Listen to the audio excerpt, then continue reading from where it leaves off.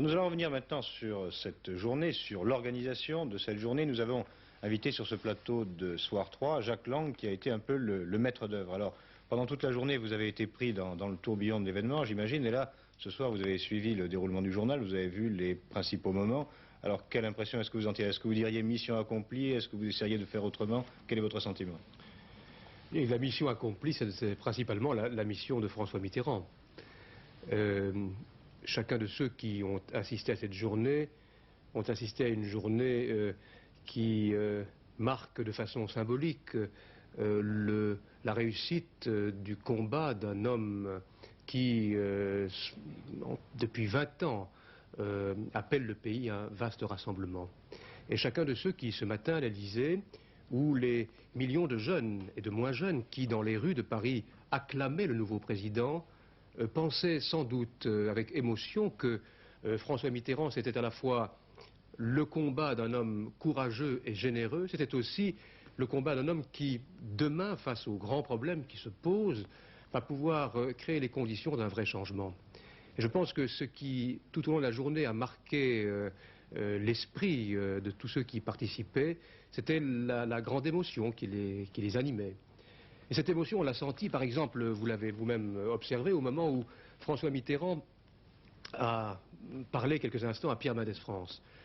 Pour des hommes de ma génération, par exemple, qui, nous aussi, depuis 20 ans, nous espérons ce changement, Pierre Mendès France a été un moment important, il a été l'espoir, il a été le gouvernement de l'honnêteté, le gouvernement de la rigueur et du courage.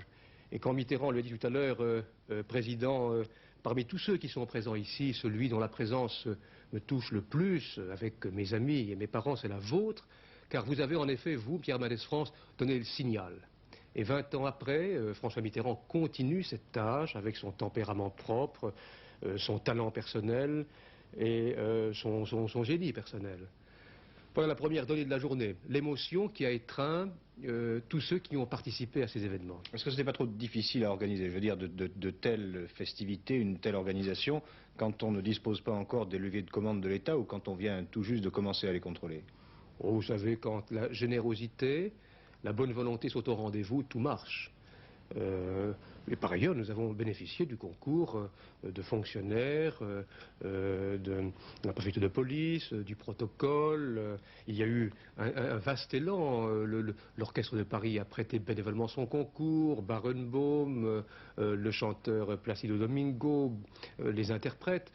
Bon, de toutes parts, depuis 3 jours, amis d'hier ou amis d'aujourd'hui se sont coalisés pour faire cette journée une grande réussite. Pas trop déçu par les pluies ce soir qui ont un peu dispersé les balles populaires? Enfin, on a vu qu'il y avait du monde. Oui, mais je crois que vous l'avez vu, malgré la pluie, on continue dans le quartier latin à s'assembler, à se réunir et à fêter l'événement. Une dernière question.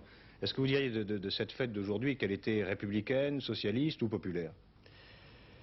Bon, je ne tiens pas à entrer dans ces distinctions. Je dirais que ce qui, je crois, touche le plus et impressionne le plus, c'est peut-être la réconciliation de la jeunesse et du pouvoir. On ne parlerait pas du pouvoir précédent. Peut-être il était trop frileux ou trop peureux à l'égard de sa jeunesse. Le nouveau pouvoir a l'appui de la jeunesse et dit sa confiance dans les forces de la création et de la jeunesse. Voilà, si vous voulez, le message principal.